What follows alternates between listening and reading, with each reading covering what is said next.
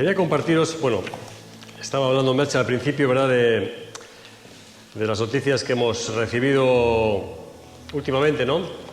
No ganamos para sustos, ¿verdad? Cuando no es la pandemia, es no sé qué, parece que todo el mundo está convulsionado, ¿no? Si no es por una circunstancia, es por otra, ¿no? Y yo creo que este asunto de Afganistán, toda esta, como veis, movida gorda que se ha montado allí, ¿no? Con la llegada de los talibanes al poder, pues también ha hecho un revulsivo al mundo entero, ¿no? Parece que todas las televisiones del mundo están mirando allí, toda la prensa del mundo está mirando allí, ¿no? Afganistán, ¿qué es lo que pasa? Bueno, ya sabéis más o menos lo que ha pasado, ¿verdad? Había un gobierno que ha estado 20 años allí los americanos, se han ido los americanos y volvieron los talibanes, ¿no? Los talibanes son una, diríamos, secta radical del Islam, muy radicales en cuanto a la ley que ellos imponen en todo el país. Y esto ya habéis visto por las noticias, ¿verdad? Todo lo que hacen las mujeres, no os voy a contar mucho más, ¿no? ¿Qué es lo que pasa? Que también, por desgracia, persiguen a los cristianos. Para los talibanes, cualquier religión que no sea el Islam radical es un enemigo. No es que sea distinto, ¿no? No es que sea una más del país, sino consideran al resto del mundo infieles y una de dos, o te conviertes al Islam radical que ellos predican, bueno, pues o te matan, ¿no? Si eres afgano, pues seguramente te encarcelarán, te darán alguna oportunidad para convertirte al Islam, y si no, pues bueno, muchos han muerto con esto así, ¿no? No solamente cristianos, sino también de otras. Hace 20 años estuvieron también en el poder, parece que ahora vienen un poquito más tranquilos, pero cuando estuvieron hace 20 años en Afganistán fue terrible, ¿no? Las matanzas que hicieron fue algo espantoso. Por eso el mundo tiene tanto miedo. Por eso veis que hay tanta gente que quiere salir. Veis el aeropuerto de Kabul, ¿no? Y miles de personas que quieren salir huyen por el temor. Digo, no solamente cristianos, sino cualquier persona que no esté de acuerdo con ellos, pues asume un tremendo riesgo, ¿no?, para su propia vida. Esto nos ha hecho pensar, ¿no? Y como cristianos también nos hace pensar. Nos hace pensar sobre todo en los cristianos que están allí. Os voy a contar un poco. Afganistán, hace 20 años, cuando entró Estados Unidos, ha visto aquella movida que hubo con Bin Laden y todo el rollo aquel. Bueno, Estados Unidos invadió Afganistán con la idea de, pues, acabar con... Habían tirado las Torres Gemelas, ¿os acordáis? Ya ha pasado un montón de años, 20 años, pero tiraron las Torres Gemelas, bueno, aquello fue algo terrible, ¿no? Entonces Estados Unidos entró en Afganistán detrás de Bin Laden, detrás de los... Bueno, y al final se quedaron en el país. Se instauró un gobierno más o menos democrático ahí, ¿no? Más o menos. ¿Y qué pasó? Pues pasó que se dio libertad de culto, más o menos, no toda, pero bueno, bastante. Y entonces la gente se empezó a convertir a Jesús. En estos 20 años se han convertido mucha gente al cristianismo. ¿Qué pasaba? Que no dejaban abrir iglesias. O sea, tú podías ser cristiano, para que te hagas una idea, ¿no? Es como aquí en España, imagínate que tú puedes ser cristiano, pero no puedes ir a una iglesia. O sea, no se permite que se abran lugares de culto como este, ¿no? Eso estaba prohibido. Entonces, ¿qué hicieron los cristianos? Pues empezaron a reunirse por las casas. Se llama la iglesia subterránea. Si alguna vez escucháis esto, iglesia subterránea, también la hay en Irán, también la hay en China. Hay muchos países donde, sobre todo islámicos, donde los cristianos están... Subterránea se llama porque no se ve. Sencillamente porque no les dejan abrir un lugar de culto. Eso es imposible. Entonces, pero aún así, ellos se reúnen por las casas, quedan en el campo, quedan donde sea, en el bosque, donde sea, en plan clandestino todo, ¿no? Todo en plan clandestino, y entonces ahí pues se juntan y bueno, pues predican, se animan unos a otros. Todo esto, hay una organización que se llama Puertas Abiertas, que creo que tenéis ahí folletos y todo, que lo podéis seguir más, que son los que siguen todos estos movimientos así, ¿no?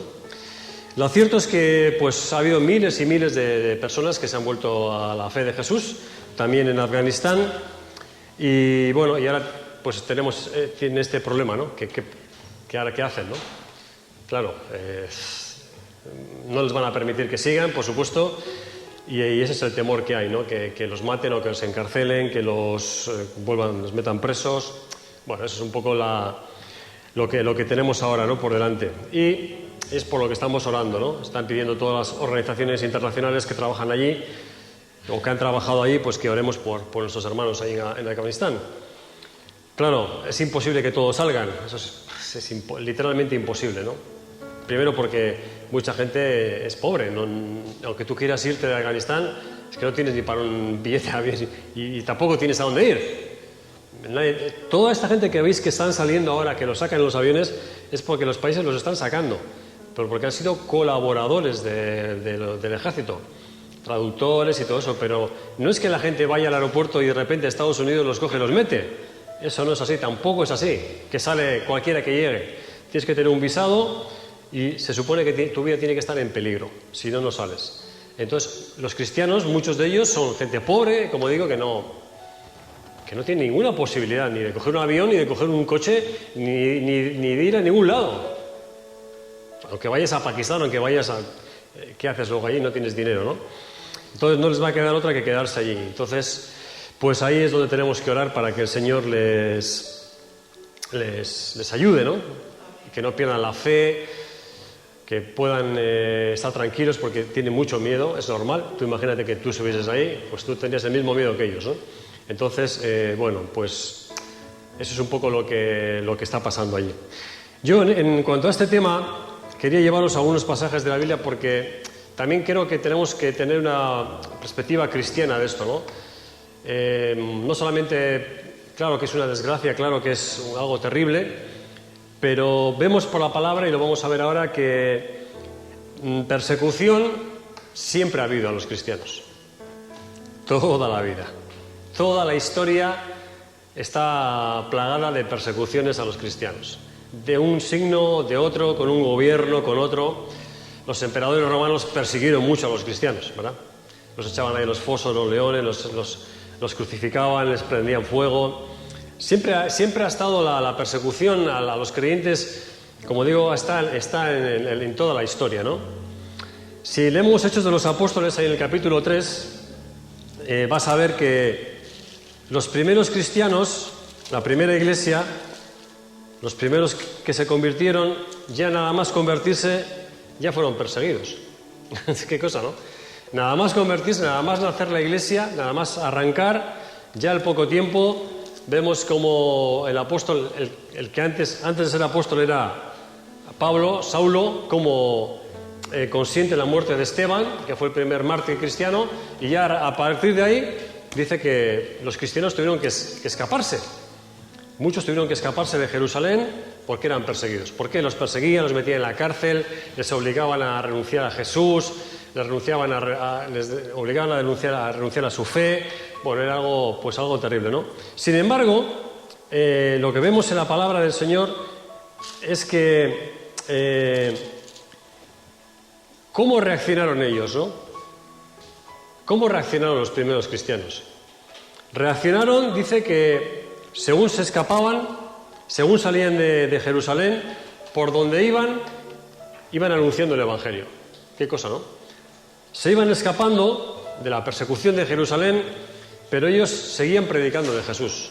De tal manera que al llegar a Samaria, que era la siguiente provincia, allí un montón de gente se empezó a convertir.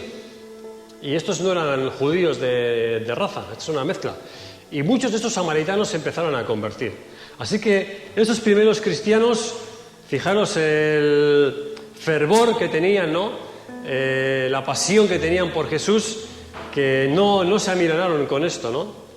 Y a veces la persecución, ¿verdad? Cuando nos persiguen, cuando nos agobian por ser cristianos, tendemos a desanimarnos, bueno, que esto es muy difícil, y mira cómo me persiguen, y mira cómo que no me respetan, y cómo me insultan, y ya no me tienen en cuenta. Estos primeros cristianos reaccionaron de esta manera, ¿no? Reaccionaron con auténtico valor, ¿no? Hay que decirlo, ¿no? No se echaron para atrás, no dijeron, bueno, pues como nos persiguen, pues vamos a dejar a este Jesús y volvemos al judaísmo otra vez, ¿no? Y ya está, y nos dejamos de problemas. Así que los primeros cristianos, como digo, reaccionaron con auténtica pasión, ¿no? Y dijeron, bueno, pues si nos echan de aquí, nos vamos allá, pues allí seguiremos predicando de Jesús, ¿no? Nos echan de Jerusalén, vamos a Samaria, pero en Samaria seguiremos predicando de Jesús. Así pues, vemos que con el Señor la persecución es de otra manera, ¿verdad? El cristiano tenemos que entender que aún las persecuciones,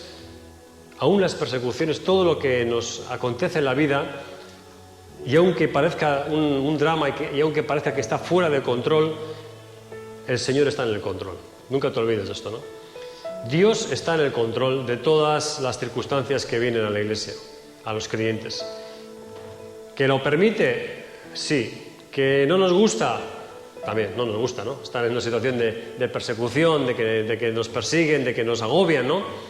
Pero tenemos que ver, porque lo vemos en la palabra, que esa persecución que tuvieron los primeros cristianos fue la espoleta que provocó el avivamiento en Samaria, que provocó que mucha gente conociese a Jesús fuera de las fronteras de Jerusalén y de Judea, ¿no? Siempre, y yo creo que es así y va a ser así también en Afganistán, esto Dios lo va a usar. Que va a haber sufrimiento para ellos, seguro, que le van a pasar un poco mal también, pero que el Señor va a obrar, estoy seguro, porque lo ha hecho en todo lugar del mundo, ¿no? Para Dios esto no es algo que está fuera de control. Claro, vemos las imágenes y decimos, esto está fuera de control, ¿verdad? Estos tíos locos van a matar a todo el mundo, ¿no? No, cuidado. Se puede ir del control de los Estados Unidos, ¿no? Pero no se va del control del Señor, porque el Señor está por encima de los Estados Unidos, está por encima de los talibanes, está por encima de cualquier ejército y de cualquier régimen político que haya en el mundo, ¿no? Así que esto, hermanos, tenemos que tenerlo también en cuenta cuando oramos, ¿no? No solamente que, Señor, protégelo, sino, Señor, que esta circunstancia tú la puedas usar para que ellos también puedan crecer en la fe y que pueda ser una oportunidad para que otros conozcan al Señor, ¿no? Seguro que lo va a ser. Seguro que muchos de estos hermanos nuestros ahí se van a levantar en fe, en confianza, y Dios les va a respaldar y Dios les va a cuidar, ¿no? El sufrimiento, claro, el temor está ahí, claro que sí, ¿no? Pero vuelvo a repetiros, la persecución viene con el pack de cristiano, ¿no? Aquí vemos la persecución en un estado más radical, ¿no? La muerte, ¿no? Casi te cogen y si te agarran, pues te cortan el cuello, ¿no? Pero si te fijas, la persecución siempre está en todo. Es algo que todo cristiano cuando se convierta al Señor va a tener, ¿verdad? O en tu trabajo, o en tu casa, con tus amigos, con tus familiares. ¿Qué quiere decir? Porque a veces la persecución no es solamente que te maten o que te encarcelen, también te pueden marginar, ¿verdad? Aquí en España tuvimos 40 años de dictadura, y esos 40 años que había una dictadura nacional católica, pues se perseguía, aunque no os lo imaginéis, se perseguía a los cristianos.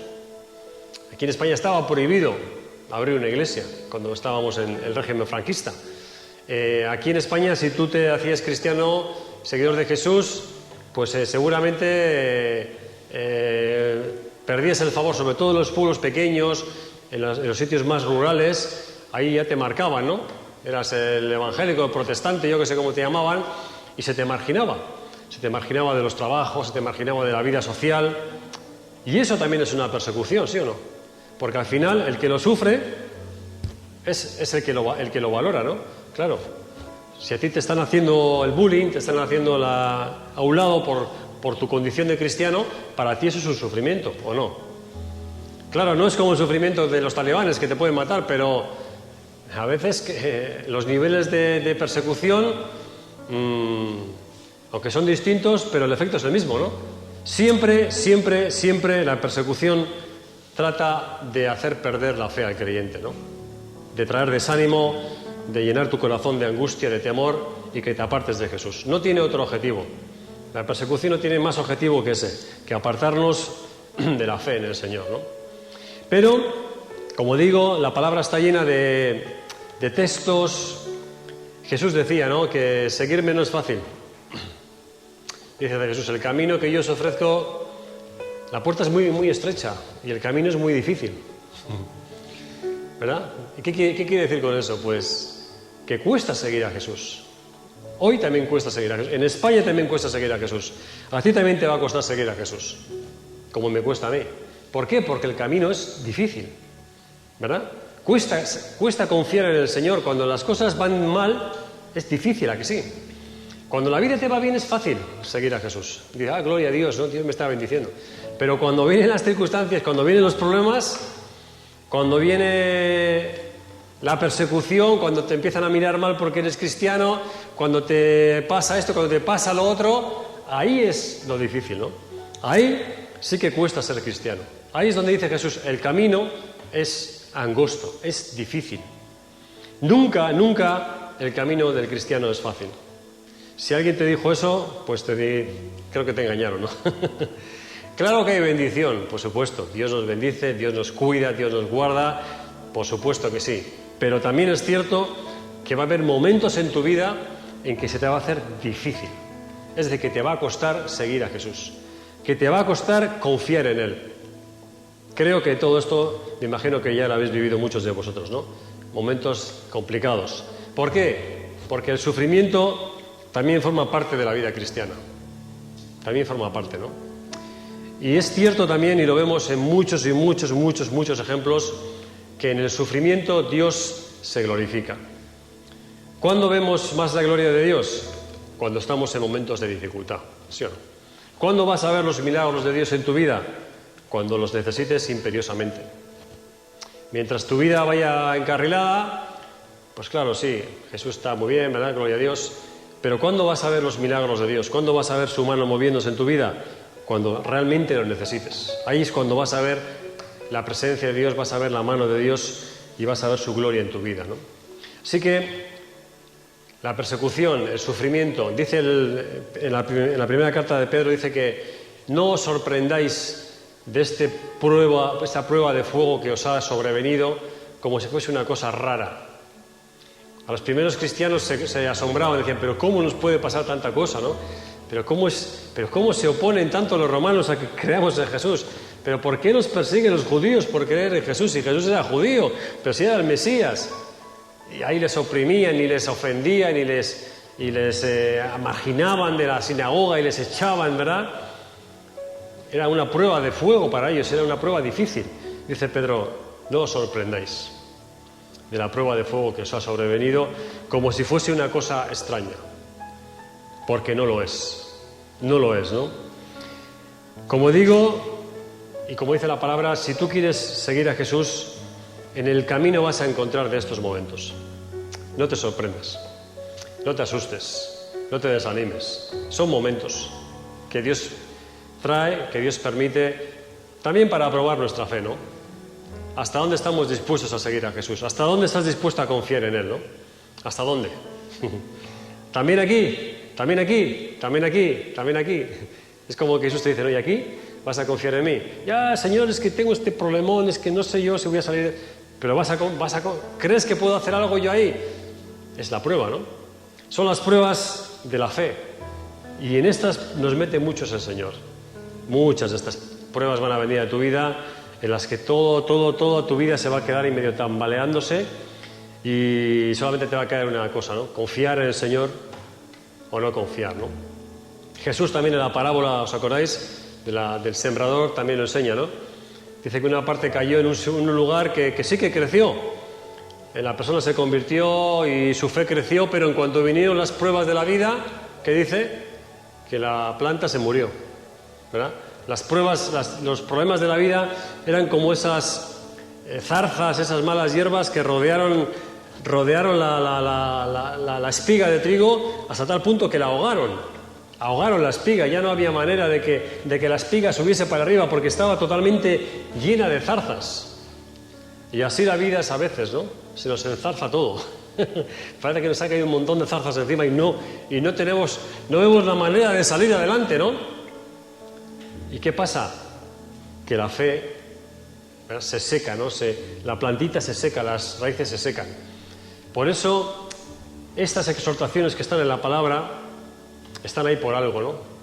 Para que sepamos para que sepamos primero que las circunstancias difíciles van a venir y también para que aprendamos a confiar en el Señor, para que aprendamos a sobrellevar esos momentos difíciles, ¿no?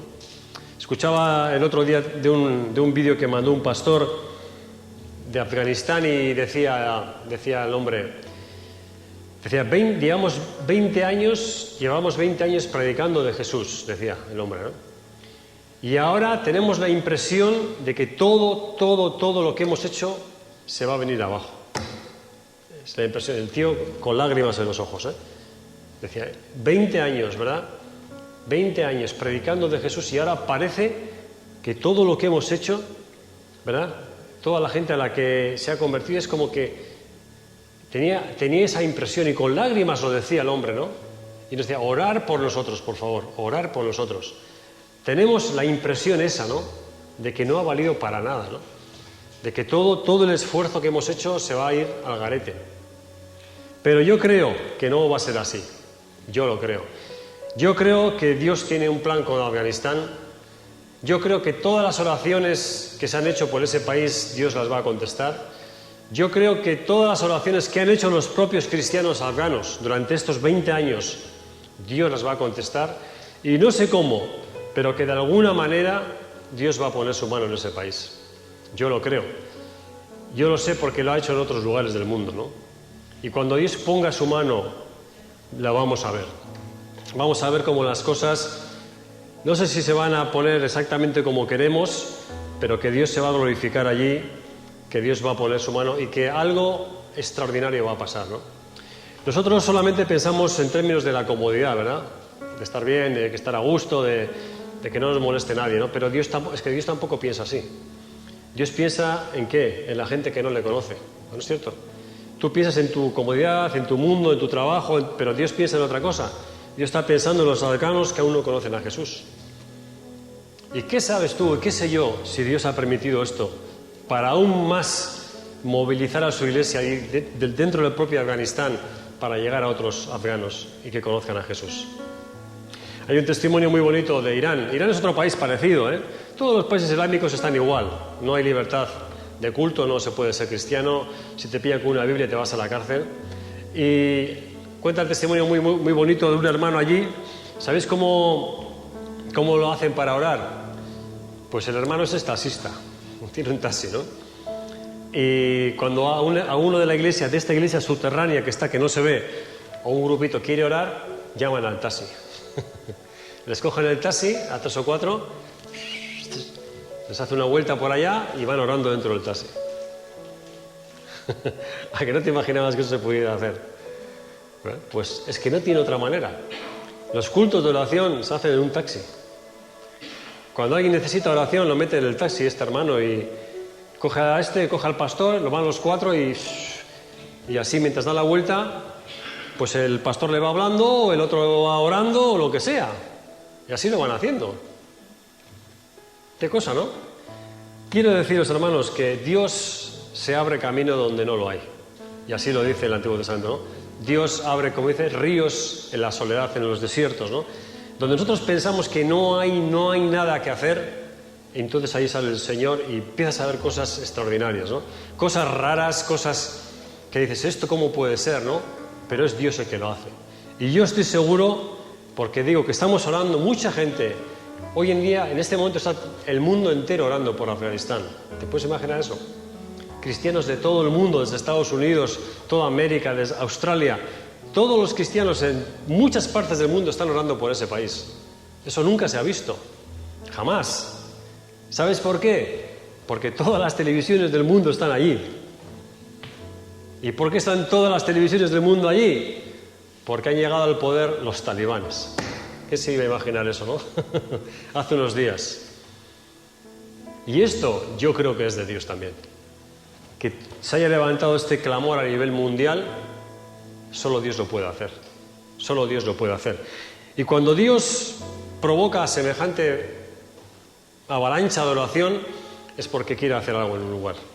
Cuando Dios motiva a cristianos de España, a cristianos de Francia, a cristianos de Alemania, de Estados Unidos, de Rumanía, de todo Centroamérica y todo el mundo orando, es porque Dios tiene algo allí, ¿sí o no? es porque Dios quiere hacer algo allí. Así que también vamos a estar con esta esperanza, hermanos. Siempre cuando oramos, oramos con esperanza de que Dios, su misericordia, yo no sé cómo lo hará, en su gracia pueda manifestarse. Pero siempre con esta perspectiva, ¿no? Los creyentes, la persecución, esa siempre va a estar entre nosotros, ¿no? Ahora, que el Señor nos ayude a cada uno, ¿no? En el lugar donde estamos, a no perder la fe, a perseverar en este camino, a no dejar a Jesús jamás, venga lo que venga, que nos dé la fe, ¿no? Ahora estamos todos muy a gustitos aquí, pero nunca sabes cómo van las circunstancias de la vida, ¿eh? Ah, no, es que en Europa nunca va a pasar nada. Bueno, eso ya se verá, ¿no? Es que estamos en un mundo libre, ¿no? Es que aquí esto es otra cosa. Bueno, cuidado, ¿no? Estamos en un mundo tan inestable que ya no se puede saber lo que va a pasar en ningún lugar del mundo. Nunca se sabe qué puede pasar, qué cambios puede haber, qué circunstancias pueden variar para que lo que hoy es cómodo, mañana sea incómodo, para que lo que hoy parece una bendición, mañana se convierta en una persecución, ¿no? Así que tenemos que estar siempre preparados para esto, ¿no? Y como la palabra nos enseña, ¿no? Orar por aquellos que lo están pasando peor. Tú dices, es que yo también lo estoy pasando mal, tengo mis problemitas, que sí, pero compara tus problemitas con la de estos y verás qué problemita tienes más pequeño. Vale, compara tu problemita con salvar tu vida, solo con salvarla, ¿eh? Con mantenerla, con mantenerte vivo, y verás qué pequeñito se hace tu problema, ¿no? Y esto, hermanos, nos tiene que motivar a seguir orando, pero orando con fe y orando con esperanza. Siempre, como digo, siempre Dios tiene algún plan por encima de lo que se ve. Siempre lo ha tenido, a lo largo de toda la historia. Dios siempre tenía un plan detrás. Siempre. Dios tenía algo más grande, ¿no? Es verdad que con sufrimiento en algún momento para una parte de los cristianos sí, también es cierto, ¿no? Pero tú ves la vida de Pablo y la vas a ver llena de sufrimiento, de circunstancias muy adversas. Sin embargo, escuchas lo que escribe y dices, hombre, ¿qué perspectiva tenía este hombre del sufrimiento, ¿no? ¿Qué perspectiva de la persecución? Y Pablo fue muy perseguido, muy perseguido, azotado, encarcelado y al final también muerto por causa de Jesús. Sin embargo, lee sus cartas. No verás allí reproches al Señor, no verás allí, no, todo lo contrario. Decía, si vivo para Cristo vivo y si me matan, me voy con el Señor. Hay que escribir eso, ¿eh? Hay que decir eso. Fácil de decirlo, ¿verdad? Muy difícil de hacerlo. Pero que el Señor nos ayude, amén. Vamos a ponernos en pie y vamos a hablar un instante, ¿vale? Por nuestros hermanos, no solamente en Afganistán, vuelvo a repetir, hay todo un montón de países donde hay persecución a los creyentes. Muchos. Vamos a orar por ellos, ¿vale? Amado Jesús, te damos gracias en esta noche. En primer lugar, por la libertad que tenemos para adorarte, la libertad que tenemos para bendecirte, para glorificarte. Gracias, Señor, que es verdad, tenemos dificultades, es verdad, cuesta seguirte, hay muchas circunstancias que vienen en la vida, muchos problemas, pero Padre Celestial, vemos tu ayuda cada día, vemos tu ayuda, tu bendición, vemos cómo tú nos levantas, vemos cómo tú nos animas, cómo tú nos sacas de los pozos de a veces de depresión, de desánimo.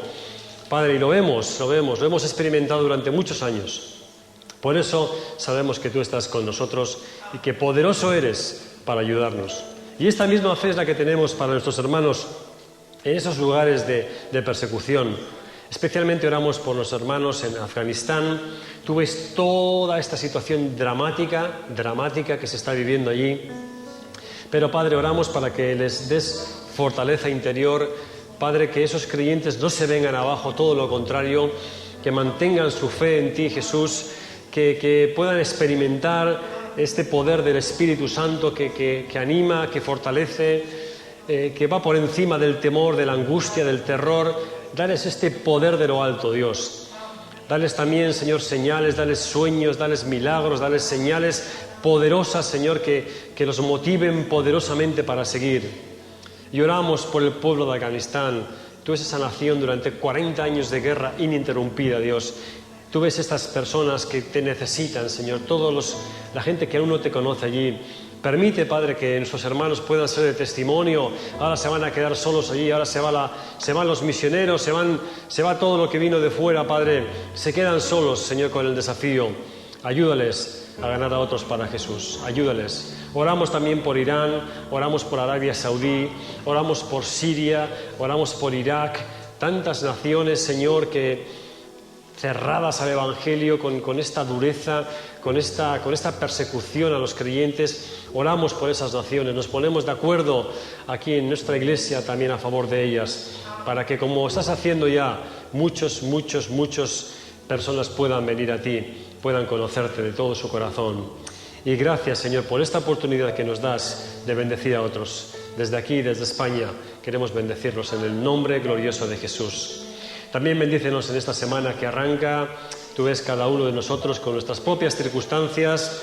Ayuda a cada hermano, ayuda a cada hermana, ahí en el trabajo, en el colegio, en donde estén, donde vayan a estar, Señor, en sus familias, que puedan también ver tu bendición, que puedan ver, Señor, el cuidado que tú tienes de sus vidas. Dios amado, abre las puertas, Señor, también al que está sin trabajo todavía. Provee tú, Señor, si hay algún enfermo entre nosotros, también sánalo en el nombre de Jesús. Padre, y queremos seguir viendo tu gloria, queremos seguir viendo tu gloria en nuestras vidas, en nuestras circunstancias. Padre Celestial, te damos gracias en el nombre glorioso de Jesús. Amén y amén. Amén. Pues nada, que el Señor os bendiga mucho, que os cuide y os guarde, y el martes estaremos ahí orando. Los que queráis a través de internet estar con nosotros, pues ahí estaremos. Que el Señor os cuide y os guarde. Amén.